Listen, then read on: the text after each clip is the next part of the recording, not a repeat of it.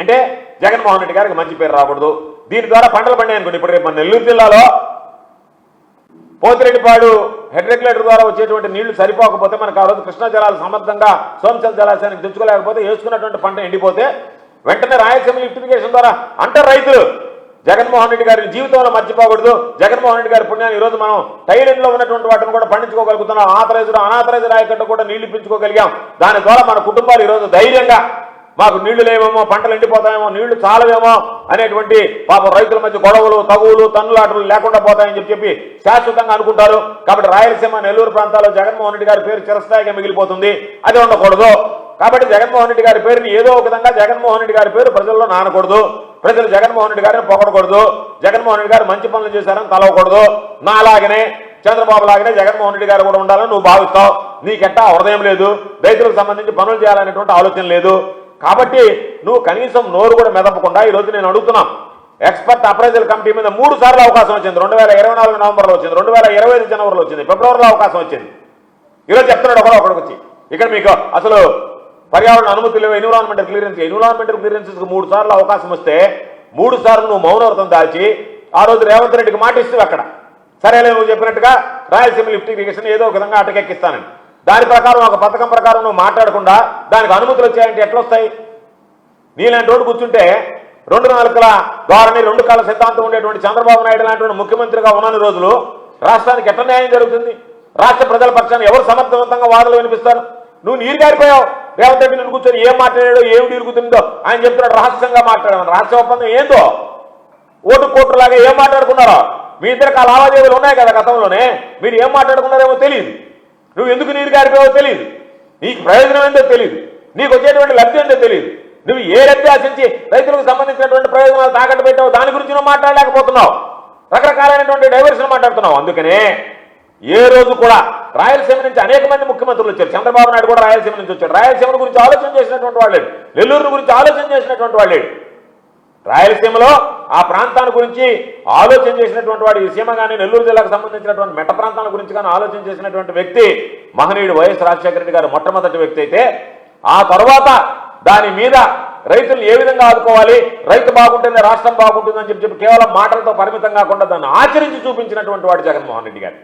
కాబట్టి జగన్మోహన్ రెడ్డి గారికి ఇక్కడ మంచి పేరు వస్తుంది కాబట్టి దాన్ని ఏదో ఒక విధంగా రాయలసీమ లిఫ్టే వృధా అన్నట్టుగా మాట్లాడుతున్నారు. ఒక్కొక్కడు ఏం మాట్లాడుతున్నారో తెలియదు, దేనికి మాట్లాడుతున్నారో తెలియదు. చంద్రబాబు నాయుడు స్క్రిప్ట్ రాసిస్తే ఆ స్క్రిప్ట్ చదివిపోయేటువంటి దద్దమ్మలో ఈరోజు దాని మీద ఉన్నటువంటి లోతుపాటు ఏమన్నా మీరు చూసారా? దాని ఏమన్నా క్షేత్రస్థాయిలో అధ్యయనం చేశారా? దానివల్ల వచ్చేటువంటి లాభ నష్టాల గురించి తెలపగలుగుతున్నారంటే ఏమీ మాట్లాడటంలే. దానివల్ల ఆంధ్ర రాష్ట్ర ప్రజలకు లాభం ఉంది కాబట్టి ఈరోజు రేవంత్ రెడ్డి మిమ్మల్ని అడ్డుకున్నాడు. దాని గురించి మాట్లాడాలి. మీకు ఉండదంతా ఏంది? ఎప్పుడైనా మీరు ప్రాజెక్టులు నింపే పని మీకు లేదు, మీకు చేత కాదు. మీరు అవినీతి పనులు చేయడం, అంచనాలు పెంచడం, నామినేషన్ పద్ధతులు వేయడం, ఏదో ఒక విధంగా దానికి సంబంధించినటువంటి నిధులు దోసుకోవడం తప్ప ప్రజల ప్రయోజనాల గురించి ఏ రోజైనా మీరు ఆలోచన చేసినటువంటి సందర్భాలు ఉన్నాయా? మేము అడుగుతున్నాం. ఈరోజు ఒక్కొక్కడు నిన్న పోయారు. మొన్న మేము సోమశిలకు వెళ్తామన్నాం, మమ్మల్ని అడ్డుకున్నారు. నెల్లూరులో అడ్డుకున్నారు, మీడియా కూడా చూసింది. మేమేమి దోపిడీకి పోలే, దొంగతనాలు పోలే. నిన్న కండలేరుకు పోతామంటే మమ్మల్ని దాదాపుగా 4.5 గంటల సేపు కండలేరు జలాశయం దగ్గర కూర్చోబెట్టారు. నేను వెళ్ళి ఒక్కొక్కడు ఏం మాట్లాడుతున్నాడు? మేము చూడండి, మేము కట్టినటువంటి ప్రాజెక్టులు మేము చేసినటువంటి. మీకు మాట్లాడడానికి బుద్ధి ఉందా? మీరు మనుషులేనా? మీరు మాట్లాడేది అది నోరేనా? మీరందరూ మంత్రులుగా ఉన్నప్పుడు, చంద్రబాబు నాయుడు ముఖ్యమంత్రిగా ఉన్నప్పుడు సోమశిల కెపాసిటీ ఎంత? సోమశిల ఎంత నిలువ ఉంచారు మీరు? 2004 రాజశేఖర రెడ్డి గారు ముఖ్యమంత్రి ఇందాక లెక్కలి ఏ రోజైనా 40 టీఎంసీలు మించి మీరు నిలువ నించారా? చేతనైందా? మీకు ఆ దమ్ము ధైర్యం ఉందా? చేసేటువంటి స్థాయి ఉందా? అక్కడ పాపం కడప జిల్లాలో ఉన్నటువంటి గ్రామాలని ఖాళీ చేయించి వాళ్ళని ఒప్పించి 78 టీఎంసీల సామర్థ్యం కలిగినటువంటి సోమశిలలో 72 టీఎంసీలు నీరు నిలువ చేసినటువంటి ఘనత రాజశేఖర రెడ్డి గారు. దాని గురించి మీరు ఆలోచన చేయాలి. ఒరే మనం చేతకాని దద్దమ్మల్లాగా మిగిలిపోయామే. రాజశేఖర రెడ్డి గారు మొగోడులాగా బ్రహ్మాండంగా రైతుల పాలన నిలబడ్డాడే.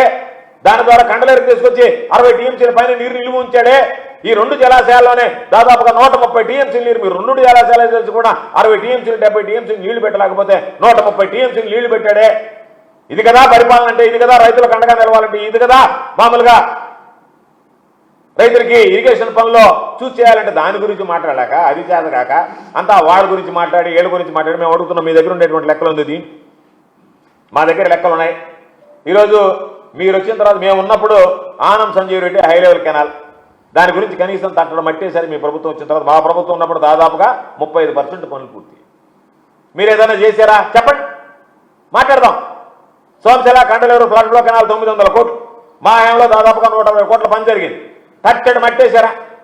సోమశిల కండలేరు ఫ్లడ్ బ్లాక్ కెనాల్కి ఈరోజు 12,000 క్యూసెక్ నీళ్లు వస్తుంటే జగన్మోహన్ రెడ్డి గారికి చెప్తే, అయ్యా సోమశిల నుంచి సముద్రానికి వదులుతున్నాం, నీళ్లు కండలేరుకి తీసుకెళ్ళలేకపోతున్నాం, ఇబ్బందులు పడుతున్నాం, ఇక్కడ ఉండేటువంటి వాళ్ళు మాకు నీళ్లు నిల్వ ఉంచాల్సిందే, మీరు కండలేరుకి తీసుకుపోతే కుదరదంటున్నారు. 2 ప్రాంతాల మధ్య గొడవలు వస్తున్నాయి, 2 శాసనసభ్యులు తన్నుకుంటున్నారు. ఇరిగేషన్ అడ్వైజరీ బోర్డు మీటింగ్ అంటే దాని దేవుంది 12,000 24,000 చేయమని 24,000 క్యూసెక్లను ఆ రోజు పెంచి ఆర్డర్ ఇస్తే మా ప్రభుత్వంలో పనులు మొదలు పెడితే దాదాపుగా దానికి సంబంధించినటువంటి 120 కోట్ల పనులు చేస్తే మీరు వచ్చిన తర్వాత తట్టడం మట్టేసినటువంటి పరిస్థితి లేదు. ఆ రోజు చూసాం, చంద్రబాబు వచ్చాడు, మైక్ బాగలేదని చెప్పండి, మీరు అట్టా అనుకుంటున్నారేమో, నేను అట్టా ఇట్టేటాడు ముఖ్యమంత్రి కాదు, నేను 94 మంది ముఖ్యమంత్రిని చూస్తాను మీరంటే మేము కూడా బిత్తరపోయాం. అమ్మ కూడా తట్టుకోగలదా ఈ రాష్ట్రం, ఎంతలో స్పీడ్లో ఉన్నాడు, ముసలోడైనా కూడా ఇస్తున్నాను నేను భయపడిపోయాం. ఆ రోజు ఆ విధంగా మాట్లాడాడు, ఈ సీజన్ అయిపోయినప్పుడు అంత తేల్చేస్తాను నేను, నా సత్తాన్ని చూపించి పూర్తి చేస్తాను. ఇప్పుడు దాన్ని అసలు ఏం దాని గురించి పట్టించుకోలేదు, అతిగెత్తి లేదు. ఆ రోజు అసలు అబ్బా ఈ స్పీడ్కి సమస్య ఏమైపోద్దబ్బా అని అనుకున్నాను. అసలు ఒకనాటి స్పీడ్ కాదు. ఆ రోజు బైక్ తీసుకొని మీరు ఏమన్నా మామూలుగా నన్ను ముసలివాడి కింద లెక్కేసుకుంటున్నారేమో, నేను ముసలివాడి కాదు 30 సంవత్సరాల నాడు ఉన్నటువంటి కుర్రోడిని అని చెప్పు. ఎట్టపోయింది నీ పనుకు, ఏమైపోయింది? వయసు వచ్చినా కూడా నువ్వు పాపం ఆ రోజు మాట్లాడినటువంటి మాటల స్పీడ్ చూస్తే అబ్బా ఇంక ఇబ్బంది లేదు రైతులకు అనుకున్నావే. ఏమైంది? ఒక్క పని చేయలేదు. అసోంశల వ్యాపారానికి సంబంధించి మమ్మల్ని గురించి మాట్లాడి ఇక్కడ ఉండేటువంటి వాళ్ళు ఈరోజు మీరు ఏం చేశారంటే చెప్పలేనటువంటి పరిస్థితి. మీరు చేసిందండి ఆ జీకేఎన్ కెనాల్ మాత్రం కొంచెం కలిపెట్టి ఒక 60 కోట్ల రూపాయలు పనులు చేశారు, గొట్టుపాడు కొండపనేడు కెనాల్. అంతకుమించి మీరు నెల్లూరు జిల్లాలో చేసినటువంటి పనులు ఏదన్నా ఉన్నాయా? ఒక్కటి కూడా చేసినటువంటి సందర్భం లేదు. అందుకని మీరు చేసినటువంటి ఘనకార్యాలు ఏమున్నాయంటే ఈరోజు నిప్పుల వాగు నుంచి మనకి నీళ్లు వస్తున్నాయి, దాదాపుగా ఎంత వస్తున్నాయి? 10,000 క్యూసెక్కులు వచ్చేది. జగన్మోహన్ రెడ్డి గారు దాన్ని 30,000 క్యూసెక్కులకి పెంచితే ఈరోజు మొన్న వచ్చినటువంటి వరదల్లో ఈ ప్రభుత్వం వచ్చిన తర్వాత కూడా 20,000 క్యూసెక్కులు తెచ్చుకోగలిగాం మనం సోమశిల ప్రాజెక్టుకి. కాబట్టి ఇవన్నీ శాశ్వత ప్రయోజనాలు. ఈరోజు సంగం నెల్లూరు బ్యారేజీలు మీరు అంటారే మేము అది ఇదేనండి, ఎందుకు చేతకలేదు? ఎందుకు రాజశేఖర రెడ్డి గారు హయాంలో ఫౌండేషన్ ఇస్తే మీరు మధ్యలో 2014 నుంచి 19 దాకా ఉంటే మీరు చేయలేకపోతే కోవిడ్ కష్టకాలం వచ్చినా సరే దాన్ని పూర్తి చేయాలనేటువంటి ఆలోచనతో సంగం నెల్లూరు బ్యారేజీలు పూర్తి చేసి ఆ రొంటిని కూడా ఈరోజు జిల్లా రైతాంగానికి జగన్మోహన్ రెడ్డి గారు అంకితం చేయడం జరిగింది. కాబట్టి మీరు ఏదైనా సరే ఈ చంద్రబాబు నాయుడు ఈరోజు చెప్తున్నారు, చంద్రబాబు నాయుడు అనేటువంటి వాడు చెప్తున్నాడు దానికి దిష్టి తీయాలి, మీరు పోతేనే దానికి దిష్టి రైతులం. చంద్రబాబు నాయుడు అనేటువంటి వాడు ఏ రోజు చంద్రబాబు నాయుడు ముఖ్యమంత్రులుగా ఉన్నా కాలు పెట్టినా అధికారం గద్దెనెక్కినా రైతులకు అరిష్టం కదా, ఈ రాష్ట్రానికి దరిద్రం కదా. మీకన్నా దరిద్రం మీకన్నా అరిష్టం ఎప్పుడు వస్తుంది? సరే ఆయనతో పాటు ఈ జిల్లాలో ఒక అష్టదరిద్రుడు తోడేయుడు నిత్య శనేశ్వరుడు చేరి నిద్రలేస్తే చంద్రబాబు నాయుడు తోడుగా ఈ జిల్లాకి ఇంకొక దరిద్రం, అదనపు దరిద్రం. కాబట్టి మీరు ఏమి చేశారనేటువంటిది లేకుండా ఈరోజు మేము మిమ్మల్ని అడుగుతున్నాం. నిన్న అక్కడికి పోయారు, మేము పోతానంటే ఏం చెప్పారు మీరు? 10 మంది కన్నా ఎక్కువ పోవడానికి లేదన్నారు. నేనేం చేశారు? 100 మందిని, సరే పాపం వాళ్ళందరికీ ఇన్నోవా కారులు పంపించారు. మీకు సిగ్గైనా ఉండాలి మీ బతుకులకి. సర్వేపల్లి నియోజకవర్గంలో ఇన్నోవా కారులు పంపిస్తే డ్రైవర్తో పాటు ఇంకొకటా? ఇవన్నీ సిగ్గుందా? ఏం మనుషులు మీరు? ఏమి జన్మ మీది? ఎందుకు మీ బ్రతుకు? అంటే రైతులు మీ మొహం చూడడానికి ఇష్టపడటంలే, మీ కార్యకర్తలు రావడానికి ఇష్టపడటం. వాళ్ళు కూడా రైతులు ఎక్కువ మంది ఉన్నారు కదా, వాళ్ళే రావడానికి ఇష్టపడటంలే. మీ గతేంది? జుట్టుపోలు గడ్డ ఒకటి తీసుకుపోయి వాడా చార్ట్ పెట్టి చెప్పేది, లెక్కలు చెప్పేదే. అంతకన్నా లేదా? నాకు చెప్తే నేను పంపిస్తా కదా, కొంచెం తెలిసినోడిని తెలియగలవాడిని. అయ్యా మాకు తెలీదు అంటే ఆయన తీసుకొచ్చి చూసి రాయలేక పోయినోడు ఇంటర్మీడియట్ కాగితం ఇస్తే అది చూసి రాయలేక పోయినటువంటి వాడు చాప్ చేసి ఎక్స్ప్లెయిన్ చేశాడంట. దాన్ని వీళ్ళందరూ కలిసి వినడం. మీకేమో ఉండాలా? ఇదేంద్ర నాయన మనం ఇంత స్థాయికి దిగజారిపోయామే, ఇదేందబ్బా ఈ దరిద్రం అని చెప్పినాను. అందుకని ఆ శ్రీనివాస మహల్లో బ్లాక్ టికెట్లు అమ్మేవాడిని తీసుకెళ్ళి అక్కడ కూర్చోబెట్టి దాని ద్వారా మీరు వాళ్ళు బ్లాక్ టికెట్లు అమ్మేవాడికి నీళ్లు గురించి రాకపోకల గురించి ఏం చేస్తుంది మీకు? అంతకన్నా గతి లేదా? లేదు నాకు చెప్తే నేను పంపించిన ఎవరినో ఒకరిని ఏదో చెప్తున్నాడు అదట్టా ఇదిట్టా అని చెప్పి యాడిని నువ్వు అప్పుడు సంవత్సరాలకు 30 టీఎంసీలు 40 టీఎంసీలు నువ్వేదో అక్కడ అలీపురం పక్కన పెట్టుకొని నకిలీ ఎరువులు అమ్ముకుంటుంటివి. పాపం పిరకాయలు ఆడుకోవడానికి వస్తే మంత్రిగా క్రికెట్ కిట్లు అమ్ముకుంటుంటివి. నీ బ్రతుకు కట్టాడిది అయితే ఈ రోజు వచ్చి నేను అట్టా నేను ఇంటా అని చెప్పి రెక్కలు ఎగరేస్తుంది. నేను ఈరోజు ఒక మాట చెప్తున్నా, పోలీసులు మమ్మల్ని పంపించలే, మిమ్మల్ని పంపించారు కొంతమందిని. మాకేం చెప్పారు, అయ్యా అక్కడికి పోతే తుఫాను సైక్లోను వార్నింగ్ ఉందన్నారు. మీరు పాపం అటువంటి పంపిస్తారు ఆడికి. ఒకవేళ మంచి వర్షం వచ్చో లేకపోతే మంచి గాలి తోలితే నేరుగా పోతే ఎగిరితే ఎగిరితే కండలే రిజర్వాయర్ నడి మధ్య పడి ఉండేవాడు. తలా కాళ్ళు గిల్లేస్తే 6 కేజీ ఉండేది కాదు. అక్కడుండే చేపలు ఏం చేసాయి, చికెన్ పెడతారని చెప్పి తిని పారేసి ఉండే. ఒక ఎమ్మెల్యే స్థాయి వ్యక్తిని మీరు తీసుకెళ్లి పోలీసులు అక్కడ వదిలిపెట్టి అతను పోయి మామూలుగా ఇరిగేషన్లో రిజర్వాయర్లో పడితే అవి చికెన్ పెడతారని చెప్పి ఒక ఎమ్మెల్యేని చేపలు తినేస్తే అంతకన్నా అపప్రద ఈ జిల్లాకి ఏముంటుంది? నేను జిల్లా ఎస్పీ గారిని అడుగుతున్నా, జిల్లా పోలీసులను అడుగుతున్నా, ఏ విధంగా మీరు పంపించారు నాకు సమాధానం చెప్పాలి. మీకు ఒకవేళ అతను ఎవరైనా సరే ఎమ్మెల్యే చేపలు తినే తోకాలు శివాలయం భూములు ఎమ్మేసి ఉండొచ్చు, దానికి సంబంధించినటువంటి దాంట్లో ఈరోజు సంతలు పెట్టి డబ్బులు వసూలు చేయొచ్చు, అదేవిధంగా గ్రావెల్ ఇసుక బూడిద అమ్ముకోవచ్చు, క్రికెట్ కిట్లు అమ్మొచ్చు, నకిలీ ఎరువులు ఏముండొచ్చు, అదేవిధంగా అడ్డమైనటువంటి గడ్డీలు ఉండొచ్చు, లేఅవుట్ రోడ్ దగ్గర డబ్బులు తీసుకొని ఉండొచ్చు, ట్రాన్స్ఫర్లకు డబ్బులు తీసుకొని ఉండొచ్చు, సిఎస్ఆర్ నిధులకు డబ్బులు తీసుకొని ఉండొచ్చు, వాటన్నిటితో పాటు బంకర్ల దగ్గర డబ్బులు వసూలు చేసి ఉండొచ్చు, ట్రాన్స్ఫర్లకు డబ్బులు తీసుకొని ఉండొచ్చు. నేను చెప్పేది ఎన్ని చేసి ఉండొచ్చు, ఇరిగేషన్ దగ్గర దొంగ పిల్లలు చేసుకునొచ్చు, లస్కర్ డబ్బులు తినేసి ఉండొచ్చు. అయినా మీరు అటువంటి వాడిని వదిలేస్తారా? ఎమ్మెల్యే కదా, ఆ మాత్రం గౌరవం ఉండబడలే. కాబట్టి ఇది ఖచ్చితంగా నేను ఎస్పీ గారికి చెప్తున్నా, ఇది ఒక వ్యక్తిని గురించి ఆలోచించబాకండి. ఒకవేళ జరగరాంది జరిగి ఒకవేళ నిజంగా మీరు చెప్పినట్టుగా సైక్లోన్ వార్నింగ్ ప్రకారమే గాలితోలు ఉంటే, గాలిపటం ఎగిరినట్టుగా ఎగిరి లోపల పడిపోయి ఉంటే ఈ జిల్లాలో ఏ విధంగా ఎటువంటి సంకేతం ఈ జిల్లా రాష్ట్రానికి ఇచ్చినటువంటి దేశానికి ఇచ్చినటువంటి ఒక ఎమ్మెల్యే చేపలు తినేసేయండి.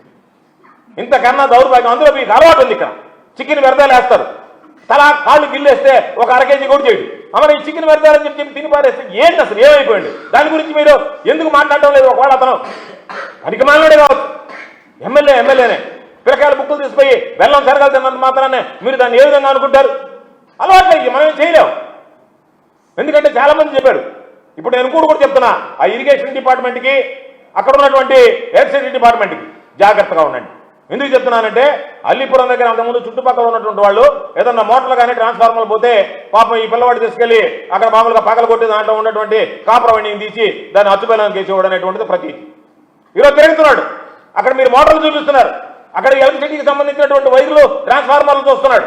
ఒకవేళ ఇదే పందాగా కొనసాగిస్తే రేపు మీకు జరిగేటువంటి నష్టానికి మీరే బాధ్యత వహించాల్సి ఉంటుంది. జాగ్రత్తగా ఉండని చెప్పి నేను ఆ 2 డిపార్ట్మెంట్లు కూడా హెచ్చరిస్తున్నాయి. ఈ మధ్య ఎక్కువగా దాని మీద కాన్సన్ట్రేట్ చేసి తిరుగుతున్నాడు. మోటార్లు ఎక్కడ ఉన్నాయంటున్నాడు, లైన్లు అంటున్నాడు. ఈ మధ్య కూడా వెంకరపాలెం దగ్గర పోయి లైన్లన్నీ పరిశీలించి వచ్చాడు. కాబట్టి మీరు ఆ పనుల విషయంలో జాగ్రత్తగా ఉండండి, లేకపోతే మీకు జరిగేటువంటి నష్టం రేపు ఏ విధంగా ఉంటుంది అనేటువంటిది ఒక్కసారి మీరు ఊహించుకోండి. ఈ జిల్లాకు జరిగేటువంటి నష్టం, రైతులు ఎన్ని ఇబ్బందులు పడాల్సి వస్తుందో ఒక్కసారి మీరు గ్రహించాలని చెప్పి నేను మిమ్మల్ని అందరూ కోరుతున్నాను. అందుకనే మీకు ఎన్నిసార్లు చెప్పినా కూడా అతనికి తెలీదు, కొత్త కాలువ దగ్గర కింగ్ లాగా బతికినాడు అట్టే అని చెప్పి పోతాడు. అక్కడ కూడా కొత్త కాలువ సెంటర్లకు పోయినట్టుగా రిజర్వాయర్ దగ్గరికి, కొత్త కాలువ రిజర్వాయర్కి తేడా తెలియకుండా పోతుంది. నీళ్ళే కదా అనుకుంటున్నాడు, కాదు, తేడా ఉంది. రిజర్వాయర్లో తేడా ఉంది, కొత్త కాలువ దగ్గర తేడా ఉండదు. కాబట్టి నేను కొత్త కాలువ కింగ్ని కదా అని చెప్పి ఎగరేసుకుంటా అందరం తీసుకొని అడగపోతే వీళ్ళందరూ ఎగబెట్టి చూశారు. ఆ గూడు ఎమ్మెల్యే మాట్లాడాడు, నాకేంది ఇది పండగ పూట కూడా, పండగ పూట ఏం చేస్తాం సునీల్? శనిగాడి ఇంటికి రాకూడదు అనుకుంటాం, శనిగాడి మీ వెంటనే జరుగుతూ ఉంటే మీకు పండగ ఏంది? మీరు లాజిక్ మిస్ అయ్యి మీరు మా మీద బాధపడతారేంటి? మాకేం పండగ లేదా? మేము పండగ చేసుకునేదానికి లేదా? కనీసం పండగ కూడా చేసుకోలేకపోతున్నాం అంటే శనిగాడు 6 ఇంటి అడుగు పెట్టడం కాదు, శనిగాడు నిష్ట తిరుగుతాం మీ వెంటనే పాదం పోతున్నాడు, మీ తోడు తిరుగుతున్నాడు. తప్పదు మీకు, మీరు అట్టప్పుడు మీరు దూరంగా ఉండాలో వాడిని దూరం చేసుకోవాలనేటువంటి తప్ప శనేశ్వరుడు మీ దగ్గర చేరితే శంతం చేరితే ఇంటికి వస్తేనే అరిష్టం అనుకుంటే మీ వెంటనే తిరుగుతూ ఉంటే దానికి సంబంధించి మీరు బాధపడి మా మీద బాధపడేవి లాభం కాదు కదా. మీరు మా మీద బాధపడలేదు కదా. కాకపోతే తెలుగుదేశం పార్టీకి ఏంటంటే పాపం రామారావు బోళాబాయి మనిషి లక్ష్మీపార్వతి వాళ్ళిద్దరిని ఇంటికి తీసుకెళ్ళి వాళ్ళ కాళ్ళు పిసికి కాళ్ళ మీద పడి మీరు టికెట్ ఇస్తానంటే తప్ప నేను లేను అని అంటే పాపం వాళ్ళు ఏదో కరుణించి నేను టికెట్ ఇస్తానంటే అంతకన్నా గతిమాలలో లేడని చెప్పి అటు ఎన్నిసార్లు ఓడిపోయినా సరే ఏదో మన గాల్లో గెలిచాడు అటువంటి వాడికి టికెట్. అంతకన్నా మీకు గతి మోక్షం లేకపోయా మీ పార్టీకి, అంతకన్నా మాట్లాడేవాళ్ళు లేకపోయా జిల్లాలకు సంబంధించినటువంటి ఇరిగేషన్ల మీద మీరే చెప్పండి. ఇంటర్మీడియట్ చూసి రాయలేక ఫెయిల్ అయినటువంటి వాడా చార్జ్ పెట్టి మీకు ఎక్స్ప్లెయిన్ చేసేది అంత పరిస్థితికి మీరు దిగజారిపోయారా? ఎవడన్నా ఒక ఇరిగేషన్ చదువుకున్నటువంటి వాడిని ఎక్స్పర్ట్ని రిటైర్డ్ అయినటువంటి వాడిని తీసుకొచ్చి పెట్టుకోకుండా మీ ఇష్ట ప్రకారం మీరు మాట్లాడతా ఈరోజు మన బేద రవిచంద్ర గారు చెప్పాడు ఏమని, అయ్యా మీరు మాట్లాడేటువంటి మాట అభ్యంతరకరం అని. ఇప్పుడు న్యాటికెట్ గాడు మాట్లాడేటువంటి మాటలు మీకు అభ్యంతరకరంగా లేవా? అందుకనే మీ సర్టిఫికేట్ మాకు అవసరం లేదు. కుక్క కాటుకు చెప్పు దెబ్బ అనేటువంటి సిద్ధాంతాన్ని నమ్మేటువంటి వాళ్ళం. కుక్క కరస్తా ఉంది కదా అంటే దాన్ని చెప్పు దెబ్బే, వేరే మార్గం ఏముండదు. మీ సర్టిఫికేట్లు ఈ విధంగా ఉండాలి ఆ విధంగా ఉండాలని అవసరం లే. మిమ్మల్ని పక్కన పెట్టుకుని మమ్మల్ని అందరినీ మాట్లాడుతూ ఉంటేమో మీరు గమ్ముగా సగిచ్చినట్టుగా ఉంది, లేకపోతే ఏమో మామూలుగా అది ఇది అని చెప్పి ఏదో సంస్కారం లాగా. నువ్వు గాంధీ మహాత్ముడు కావచ్చు, గాంధీ సిద్ధాంతాన్ని నువ్వు గాంధీ మార్గంలో నడవచ్చు, కానీ నేను గాంధీ మార్గంలో నడిచేటువంటి వాడు కాదు. ఎవడన్నా ఏదైనా చెప్తే దానికి ధీటుగా సమాధానం చెప్పేటువంటి వాళ్ళం. కాబట్టి మీకు ఇప్పటికైనా నేను చెప్పేది, ఎవడన్నా సభ్యత సంస్కారం ఉండేటువంటి వాడిని తీసుకెళ్ళండి. సంస్కార హీరుణ్ణి, కొత్త కాలం క్యాబినెట్ని ఇట్లాంటి వాళ్ళని తీసుకెళ్ళి మీరు గలీజు పనులు చేసి దాని ద్వారా వాళ్ళని మాట్లాడించడం అనేటువంటి సరైనటువంటి పద్ధతి విధానం కాదు. మేము పోలీసులను కూడా అడిగేది, మేము వెళ్తే మీకు వచ్చినటువంటి నష్టమేంటి, మీరు ఎందుకు మమ్మల్ని అనుమతించలేదు? ఎందుకంటే మేము వెళితే ఆ ప్రాజెక్టులు చూపిస్తాం, రైతులకు రేపు ఈ ప్రాజెక్టులకు గెతేందని చెప్తాం, వాళ్ళు వివరిస్తాం. మీలాగా మేము డొంక తిరుగుడు చెప్పాం. అందుకే మీ మొహం చూడడానికి రైతులు రాలే. మీరు ఒక్కటి గుర్తుపెట్టుకోండి, అన్ని కార్లు పెట్టి పోలీసుల దగ్గరుండి రమ్మంటే మీకు ఎంతమంది వచ్చారు? మీరు దారి పొడుగీత చెక్ పోస్టులు పెట్టి ఆపితే మీరు రావడానికి లేదు అంటే మేము వెళితే ఎంతమంది వచ్చారు? దాన్ని బట్టే ఈ జిల్లాలో రాయలసీమ లిఫ్ట్ ఇరిగేషన్కి సంబంధించి రైతుల్లో చంద్రబాబు నాయుడు తీసుకున్నటువంటి పట్ల ఎంత వ్యతిరేకత ఉంది, దానికి ఎంత సానుకూలత ఉందనేటువంటిది ఒకసారి బేరీజ్ వేసుకుంటే మీ ముఖాన చీకొట్టేటువంటి పరిస్థితి ఏర్పడింది. చంద్రబాబు నాయుడిని తెలుగుదేశం వాళ్ళని చూసి మేము వస్తాము అంటే ఒక భరోసా నమ్మకం జగన్మోహన్ రెడ్డి గారు ఈరోజు దానికి సంబంధించి నిలబడతాడు, చేస్తాడు అనేటువంటి నమ్మకం ఉంది కాబట్టి ఈరోజు వచ్చాడు. కాబట్టి మీరు ఎన్ని ఉడత బెదిరింపులకు బెదిరించినా, మీరు ఏ విధంగా ప్రయత్నం చేసినా మీ ఉడత బెదిరింపులకు భయపడేటువంటి వాళ్ళం కాదు.